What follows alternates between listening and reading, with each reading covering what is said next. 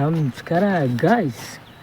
So ಇವತ್ತಿನ blog start ಮಾಡ್ತಾ ಇರೋದು ಜಾಂಡೀರ್ ಟ್ಯಾಕ್ಟ್ರಿ ಮೇಲಿಂದ. ಒಂದು ಆಟ ಎಲ್ಲ ಉಣ್ಕೊಂಬಿಟ್ಟೈತಂತೆ ಎಳ್ಳೀರು ಕೆಡೋಕೆ ಹೋಗಿ. ಸೊ ಅದಕ್ಕೆ ಈ ಟ್ಯಾಕ್ಟ್ರಿ ತಗೊಂಡೋಗಿ ಬಂದಿವಿ. ಅವ್ನು ಟ್ಯಾಕ್ಟ್ರಿ ಅವ್ನು ಬೈಕಲ್ಲಿ ಬಂದವನು, ಅಲ್ಲೆಲ್ಲ ಉಣ್ಕೊಂಡಿತ್ತಂತೆ.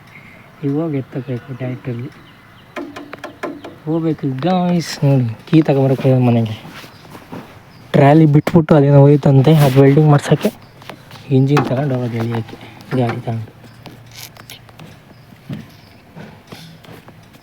ಆವಾಗಲೇ ಇನ್ನೂ ಹೋದ ಇಲ್ಲಿ ನನಗೆ ಆವಾಗಲೇ ಇನ್ನು ಈಗ ಉಣ್ಕೊಂಡಿದ್ದೆ ಬಾ ಅಂತ ಇದ್ದಾನೆ. ಸೊ ಅದಕ್ಕೆ ಹೋಗ್ತಾ ಟ್ಯಾಕ್ಟ್ರಿ ತಗೊಂಡು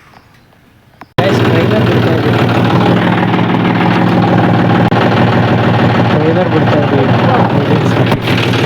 ಟ್ರೈಲರ್ ಬಿಡ್ತಾ ಇದ್ದೀವಿ ಗಾಯ್ಸ್. ಮನೆಗೆಲ್ಲ ಗೈಸ್ ನೋಡಿ ಉಣ್ಕೊಂಬಿಟ್ಟಿದ್ವಿ.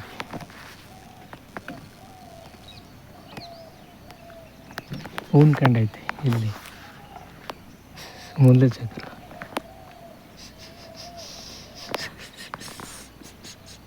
ಗಾಯ್ಸ್ ಅಲ್ಲಿಂದ ಅವನಿಗೆ ಟ್ಯಾಕ್ಟ್ರಿ ವ್ಯಾನ್ ಎಲ್ಲ ಕೊಟ್ಟು ಬಂದು ತೋರ್ಸೋಕ್ಕಾಗಲ್ಲ ಅದು ನಿಮಗೆ. ಸೊ ಈಗ ದಂಗಳು ತಗೊಂಡು ಇಲ್ಲೇ ಕಟ್ಟಿದ್ದೀನಿ, ಅಲ್ಲಿಗೆ ನೋಡ್ಕೊಂಡೋಗಿ ಅಡಿಕೆ ಹೊಳಿಕೆ ಇಲ್ಲೇ ಐತಲ್ಲ, ಇದೆ ಕೊಯ್ದು ಮೇಯಿಸ್ತಾ ಇದೆಯಲ್ಲ.